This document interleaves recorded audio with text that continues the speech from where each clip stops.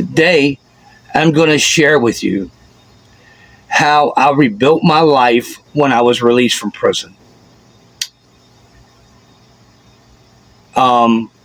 It's definitely a journey, and the reason why I'm making this video is I know a lot of people have been, will be, or in the future at some point, they're going to be released from prison. And I want to share my journey with you in hopes that it will give you inspiration and also will give you a roadmap. But before I can get into what happened when I was released from prison and how I turned my life around, it's very important to put it in proper context. How did I become the person that I was? How did I go from being a person that had committed crimes, was discovered, was convicted, and sent to prison, who had reached an extremely low point in their life, probably their complete rock bottom? And how was I able to turn that around? I've been free and clear now for about 5 years. I own my home. I own my truck. I own a motorcycle. I'm married to a phenomenal woman who's never ever even have handcuffs on, right? Okay. How was I able to do that? I go out, my front yard is full of flowers. Not this time of year, but I've just replanted everything. You know, we had a little freeze down here in Florida, so a lot of the flowers that were out there that would have just came back naturally, they froze, most of them. You know, so I had to replant everything. But you know, I can go out my front yard. I got a beautiful outdoor living room out there. You know. Like a big sun tent, you know, with the mosquito net and everything around it. I got teak wood furniture in there, glass table. I go out there a lot of times and just hang out, you know, or me and my wife go out there a lot of times. How was I able to achieve that? Now, I'm going to tell you, man, I did 14 plus years in New York State prison as a country boy, right? So you hear me talking. It's obvious I'm from the South. So I don't have the time to get in my whole life story. But I'm from the South and found myself in New York City. Like I said, I did about 14 plus years in that system. And that system did not rehabilitate me. And I'm not putting it on the system, because they do make somewhat of an effort in New York State to make sure you have a GED. I graduated valedictorian and my GED class in Collins Correctional Facility over in Western New York by Buffalo and Syracuse. That happened while I was in New York State prison. But it did not rehabilitate me, okay? Programs and whatnot that the state offered did not rehabilitate me. Well, after I did that 14 years in New York State, I got out and I committed another crime, and I was apprehended and convicted and sent to federal prison. And because of my criminal convictions before I was convicted of that crime, I landed in a United States penitentiary. And my first United States penitentiary was USP Canaan, located in Waymart, Pennsylvania. And I'm going to say I got there about middle of 2013. I was apprehended and convicted in late, I was convicted in late 2012, early 2013. And when I got to USP Canaan, it was 2013. And it was a real bad place. If you've ever been there, you know what I was talking about. And if you know what I'm talking about. And if you haven't, then, well, you just have to take my word for it or do your own research. But it was a real bad place full of homicides and just really a really horrible place. The last place you'd ever want to find yourself if you was in prison in the United States of America. That is the bottom of the barrel. Okay, that is like you got nothing coming. Okay, it's hardcore, very violent, and very hardcore place. I was there for about 6 or 8 months, and at that time, you know, I was still drug addicted. You know, just because you're in prison doesn't mean you're a drug addict. No, it's not still a drug addict. So I was still drug addicted, and I was consumed by everything that had led me to do the 14 years in New York State and then catch a 10-year federal prison sentence. So at that time, I was with another lady, a Brooklyn girl, all right? Good people, man, you know, real good people. And we're still friends to this day. I wasn't with my current wife, okay? And she looked out, okay? If I wanted something, I got it, okay? And because of that, it was good intentions on her part. She was trying to help. She wasn't doing anything to try to hurt. Everything she was doing was designed to help me, okay? But because I was caught up in that addiction and I was still caught up in that old lifestyle, I was doing things I shouldn't have been doing, i.e. drugs, sending money around, doing things I shouldn't have been doing. And as a result of that, I ended up, they come and got me, put me in a hole.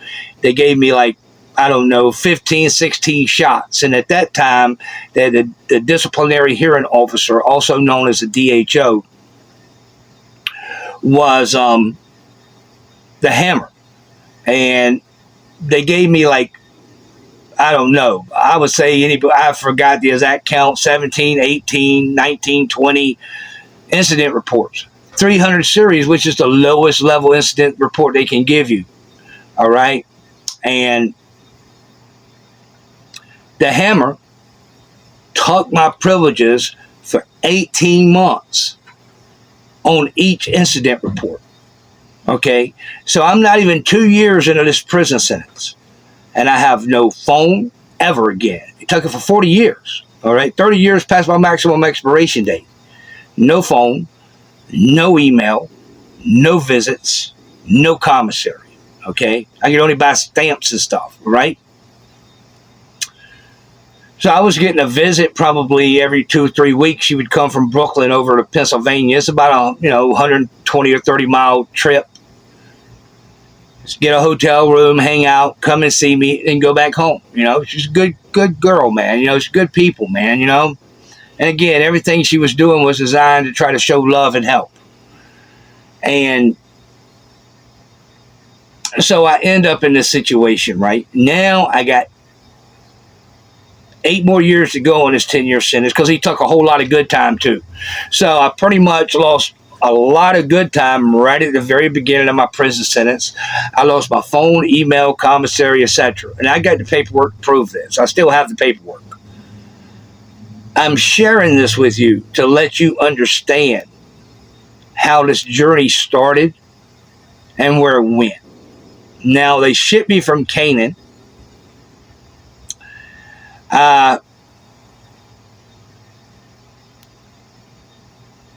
Started going as hard as I could possibly go, okay, at the next facility they sent me at. I didn't care about no rules. You can't take nothing else. I've told many CEOs who threatened to write me up these exact words. Look, go in your little office or wherever you go, write me up, whatever you want to write me up for. Okay, make sure you get all the punctuations correct, all the spelling correct. Make sure you do a real good job on the incident report. And after you finish it and you hit print and you print it out, ball it up and throw it right in the trash. That's what it means to me. Nothing. You can't take nothing else. I'm in a horrible maximum security prison. I got nothing coming. I got no privileges. And I don't care what you do.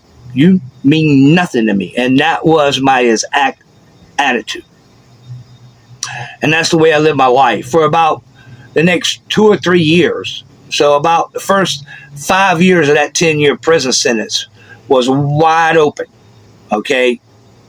Did a lot of things I regret and a lot of things I shouldn't have did, but it is what it is. And I'm just telling you certain parts of the story because we're on YouTube and I can't make a 3-hour video. Okay. I can make maybe a 30-minute video.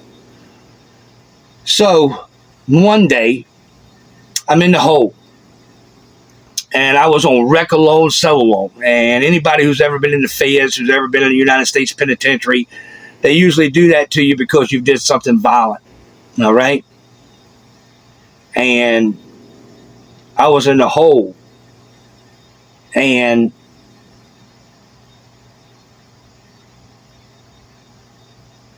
my mind, I was in so much pain and misery and had lost contact with everyone. Hadn't got any visits in years at this point. I literally started thinking maybe this is how bad my situation was. I literally started thinking, Mick, maybe you did at some point you were unalived and you're actually in hell. Okay. Now, I don't know what hell is or isn't, and this is not a religious conversation, but I'm talking about the way my mind processed my situation. I said, Mick, maybe you are actually in hell right now. Like you're not a living person anymore. You've passed on, and this is actually hell. Because if you've never been in a hole in the United States penitentiary, you cannot really relate to what I'm saying to you. It is one of the most cold, brutal, violent places you could ever find yourself. And as the days and the weeks went on and the months went on, me in the hole, all right? Rec alone, sell alone. What that meant is I didn't have a cellie, and they don't like doing that, okay? But they put me in, so it's a form of punishment also, because you think you don't want a cellie, but after you're in the cell 2 or 3 weeks or a month or two by yourself, you start thinking to yourself, it'd be pretty cool to have someone in here to shoot the breeze with occasionally. And when you go to rec, they put you in a cell by yourself. You can still see people and talk to them, but you're not in the cell with them. And if it's a long story, but that's the way it works, okay? One day, I'm in my cell, all right?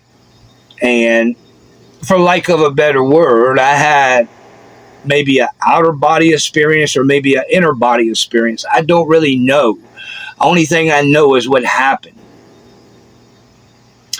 It was like somebody pointed a remote control at me and my mind switched, man. And I was no longer in that cell. I remember it distinctively like it happened 5 minutes ago. I was in a bar that I knew, all right? Me and some friends from basically another life were shooting pool. Attractive women. We were drinking beer, smoking cigarettes, shooting pool, putting money in the jukebox, just having a great time. Everybody was laughing, joking. It was just a phenomenal place to be. And my reality was I was in this horrible prison cell with nothing, all right? Little human contact, all right? In a horrible situation. That was my reality. But in my mind, I was in a happy, joyful place. And I walked towards it. I almost embraced it. Because my reality was more painful than I could ever describe to you in this YouTube video. Okay, you want real, I'm going to give you real. And I almost embraced it. Okay? At some point during me walking towards it in my mind, yeah, this is where I want to be. I don't want to be in the cell no more. I want to be over here where everything is happy and joyful. And I was in the process of embracing that. Okay. And for some reason, I stopped and I looked down, man. And I can see this as clearly right now as if it happened 5 minutes ago. And it happened probably about 10 years ago now. And I stopped and looked down. And I realized I was on a cliff. And there was nothing but this blackness and void down there. If I would have taken another step, I would have been lost in madness. And it was tempting. Yeah, I may be lost in madness, but at least I'm not here no more. Unless you've ever experienced that, okay? You probably can't relate, but for a moment, just think about it. Because at that point, I said, nah, man, you're not going to embrace madness. No, it may be the easy thing to do, but you're not going to do it. You're stronger than that. I stopped. I came to, and I said, okay, this is where you're at, man. How can you change your life? How can you start becoming the best person that you can possibly be? So I was still in the hole, okay? So this whole process, for lack of a better word, was the person you see before you right now is a man that has been forged in fire. So eventually, they let me out of the hole. I go back in general population, and this process had already started while I was in the hole, okay? When I get out of the hole now, I got more resources. And one of the decisions I made while I was in the hole, I'm not doing any more illegal. I'm not doing any more hard drugs, okay? And federal prison is full of Suboxone and K2 and all kind of things. It shouldn't be there, but it's there, and it's there in abundance. Who knows how it gets there? But it's there, all right? One of the decisions I made is all you really have, Mick, is your mind. And from that, everything else flows. Your physical health, everything is related to the way you think and the way you see the world. So before I could think properly, I had to clear all the substances out of my mind, all right? I had to get my mind right, for lack of a better word. That's when the process started. Over the next 5 years would be some of the most loneliest, empowering years of my life, as I was doing the last 5 years of that sentence. And mind you, I did every one. Just because I had come to a realization, it didn't mean any of the sanctions was lifted. It didn't mean anybody would even entertain me. Nobody would even talk to me about it. It was done, and that was it. So I realized that I could not depend on the system to save me. The system was doing everything in their power that they could do to break me.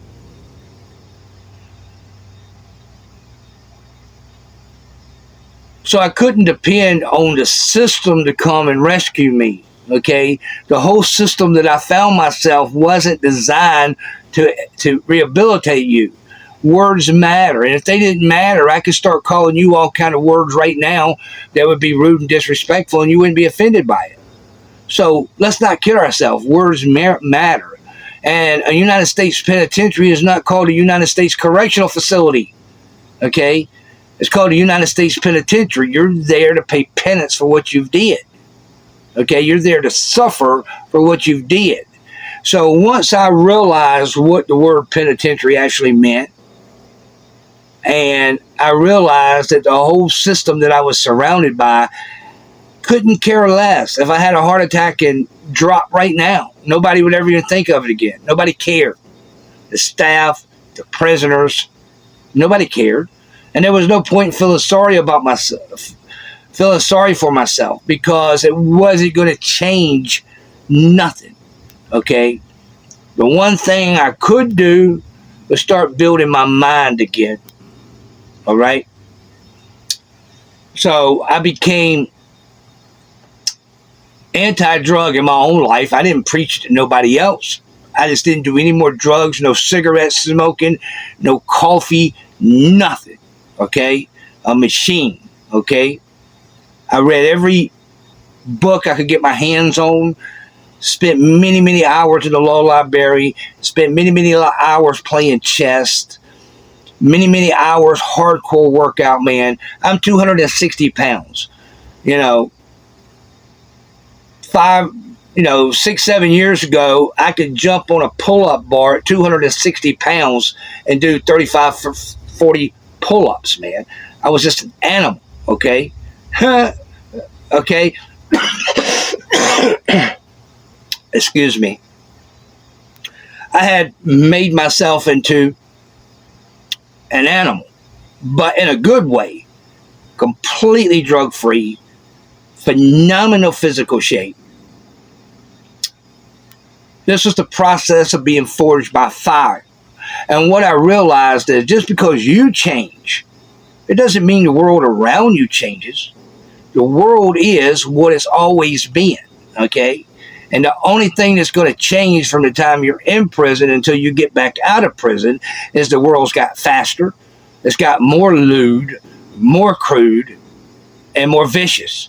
That's the only thing that's changed, okay? Just because you were putting time out, it don't mean anybody else around you was putting time out. Whatever people were doing when you were incarcerated, they're still doing. You know what I mean? And now they're just doing it faster and to a bigger, degree. Point is, the world doesn't change just because you change. So just because you have an epiphany and you decide to go in a different direction in your life, it doesn't mean that the world even cares or the world changes at all. You change. Okay? So as this process was unwinding, I realized that life is beautiful, man. Okay? For a long time, I had walked in darkness. I wouldn't go so far as to say evilness because it was never my intentions just to be a mean person. But I had walked in darkness. And what I realized is the light is just right outside the door. If I want light, all I got to do is just open the door. But I have to actually get up off this couch and walk over there and open it. And life is the same way, So no matter what's going on in your life, you can turn it around right now. You just have to see things clearly and take the steps necessary to turn the car around and go in a different direction. Okay? The last 5 years of that sentence, before the first 5 years, I was one of the guys. I was into everything. I was down for whatever. It didn't matter. Okay? I don't care. Okay? I just go as hard as I can go. The last 5 years when I became drug-free, and I wasn't running in them circles no more. And most everything runs in them circles. You understand? So when I became drug-free and a fitness enthusiast, I ended up being very lonely. Okay? And it was one of the most, I would say probably one of the most mentally challenging times of my life. Other than, some really horrible incidents that may have occurred individually before that. But this is one of the most loneliest stretches of my life, that last 5 years in prison I did. Because I had to isolate myself from certain people. I had to cut them off. Not because I didn't still care about them, but they didn't care about themselves. And when you try to jump in and save someone who's drowned, a lot of times they'll grab a hold of you too, man. And so instead of you being able to help them, you become a victim of theirs. Whether that was their intent or not, they're such in a state of panic. They're going to grab a hold of anything that's around that they think to give them safe harbor. And they end up dragging you to the bottom of the ocean with them. So it was one of the most loneliest periods of my life. And I equate it to being forged in fire. All right. As time passed, I became a very dangerous person, a very educated person, a very thoughtful person, a very kind, gentle person. And just because I can do something don't mean I'm going to do it, you know. And when I got out of prison, rebuilding my life was really like taking candy from a baby, because I equate life to like a chessboard. Okay, I need to know what I'm looking at. I need to understand the exact moves that every piece can make. What part does every piece play on this chessboard? I realize that I can't just look at the next move. I got to be able to look 3 or 4 or 5 or 6 moves down the line. Where am I at now, and where do I want to be? And how do I utilize these pieces in front of me? How do these pieces move? Because if I understand how to move these pieces around, I can put myself in a position to win every time. And even if I don't win, I learned something in the process. So when I sit back down to play chess again, I have more information and more knowledge. So there's only really one way for me to go, and that's to keep moving forward and to keep winning. All right? So, I own my home. It's not a big mansion, but I own it outright. I don't owe a penny on it. I own my truck outright. It's not a brand new Lamborghini, man, but it's a solid 4-wheel drive vehicle. I live in a very rural environment, runs like a top, and I own it outright. That's the best thing about it. I have a motorcycle, okay? I own it outright, okay? I got all kind of tools, all kind of survival gear. I'm an ultimate survivalist, okay? Okay? I own all of it, okay? And it was easy for me to achieve that because being in that horrible maximum security federal penitentiary, and there's a difference between state prison and federal prison because it's a system that caters to all 50 states. So, you'll be dealing with people and you'll use slang that you may commonly use in your state. No big deal. Everybody knows what you're talking about, but you use it with a guy who's from Alaska and you're from Florida, or he's from New York and you're from New Mexico. He may be very offended by your slang and want to do something to you about it, and you didn't mean nothing by it, okay? So it's a completely different system in every aspect. You got escape artists, international criminals, drug lords. The list goes on and on. People with a lot of money who are very, very intelligent. It's all 50 states, several U.S. territories. So it's just a completely different animal. And it's so different and totally alien to most people who's even been in maximum security state prisons. It would take like a 2-hour episode for just me to explain all the differences. You can take my word for it or not, but it is a completely different animal. So after coming through all that, life to me now is easy, okay? I'm not going to say I don't know what's going on in the world, man. Of course I know what's going on in the world, okay? But I don't worry about it, man, because there's nothing I can do about it. What I do worry about, what I do is what I can do for me and my loved ones to put us in the best position possible to keep moving forward no matter what happens. You can't eat Bitcoin, okay? If the satellite goes down, you could have $10 million in Bitcoin. You can't access it because you ain't got no cell service or you ain't got no service on your laptop. You could have $1 million in the bank, all right? But if the bank don't open or they put a holiday, whatever they do, and they don't let you get your money, it's of no use to you. The first time me and my wife were down here when a hurricane hit, right? one of the little local stores opened up around this very rural community that I live in, and everything was closed. They opened up, but because the power was down, the satellite, whatever, there was no power. They would only take cash. Luckily, I'm already on that page, so I had some cash, you know what I mean?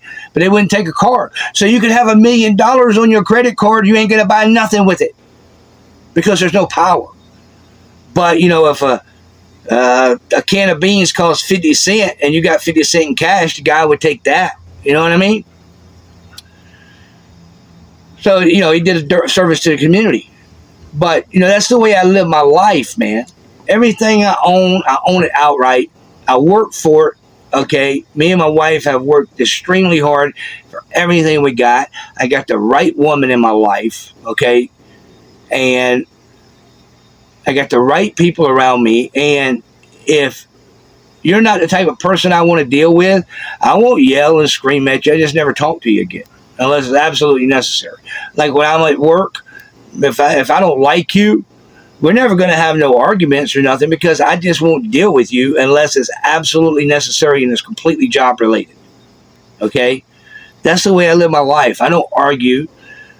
Other than these YouTube videos and with my wife and a few close associates and friends, I don't even talk very much. All right? Because everything I do, I'm doing it. And I don't really have time to do a lot of talking because I'm too busy actually doing things. Being that we're on YouTube and time is always limited on YouTube because nobody wants to watch a 4-hour video, I can't get into detail on this video how I went about every step of my life, rebuilding my life, going from nothing to owning everything I'm sitting on, everything I'm touching. I'm an accomplished artist. I did that, all this art here. I did that. My whole home is full of, lack of a better word, masterpieces, man, because I lived in New York so long. I'm a country boy, so I have a lot of things to influence me. And I do this in my spare time. I got guitars, love playing music, and I ain't gonna say I'm great, but I'm pretty good, and the message is this right here, man. You don't have to be forged in fire to know what I know. Only thing you got to do is like and subscribe. All right? And view my content. I don't want to be a one-track show, okay? I'm not going to talk about the Iraq War. I'm not going to talk about Wes Watson. I'm not going to talk about any of this because nobody asked me about I think it was a good idea for them to go over there and do what they did in Iraq. Okay, so nobody cares about my opinion in the government. I'm not going to waste my time worrying about it. I'm not saying it's not serious. What I'm going to waste my time with, it's not a waste of time. What I'm going to spend my time with is putting me and myself and my family and the people I care about in the best position we can be in. So no matter what happens, I'm good to go. Okay, that's my concern. Not when they're going to run out of missiles or who's going to do this or that. I have no control over that. So I'm not going to waste my time with it. I'm not going to waste my time talking about, Wes Watson or some other influencer because, you know what, I think it's silly and I just have no time for it. I'm going to use my time and my resources to make my life as best as I can make it and to share knowledge that I've picked up along the way with my viewing audience. I love camping out, man. So sometimes we might be doing a camping episode on here, man, and we'll still have these type of talks, but we'll just be doing it in a camp, man. Or I might be camping out in a ghost-infested building or wherever, man. Or I might be hanging out on the beach, tripping on the Atlantic Ocean, sharing it with you, man. So, YouTube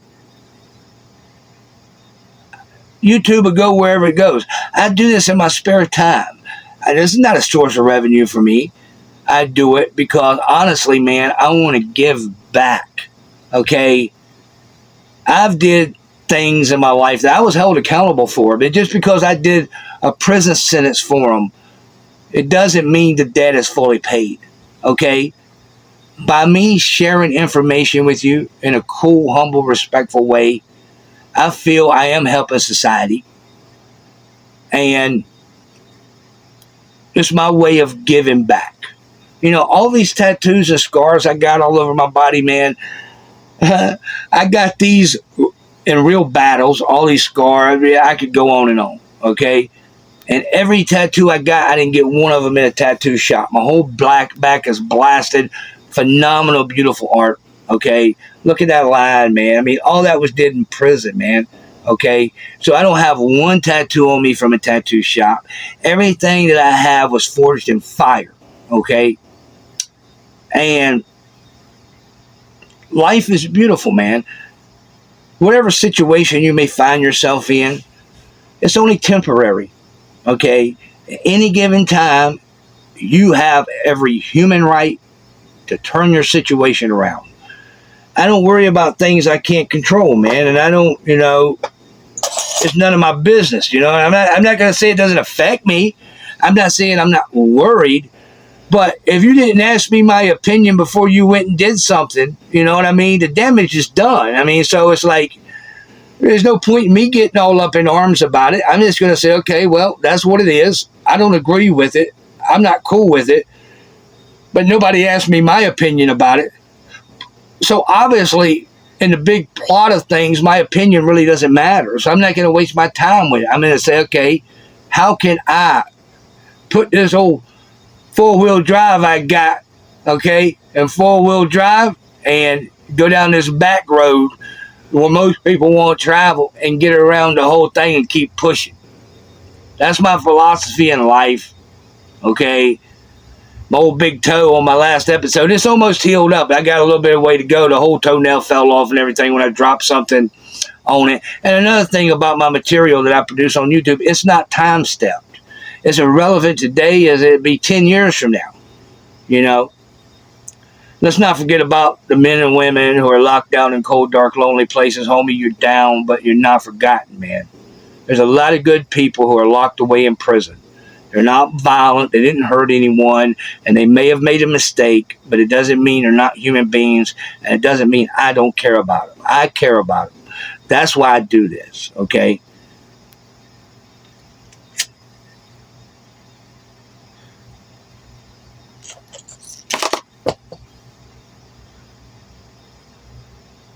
You like to drink your beer? I don't have a problem with that. Fine, man. Enjoy your cold one if you want to. That's your thing. This is my thing. This is what I do, okay? And I'm a grown-ass man.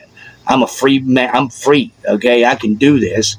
And, if you don't like it, I get it. There's you can go watch things about the Iraq War. You can go watch people catch a wreck on Wes Watson. This channel right here, man, is like a serious channel, but in a cool, humble, respectful way, okay? And if you haven't liked and subscribed, who knows, man? Maybe YouTube would never flash me back across your home screen. So until next time, man, stay up. Peace.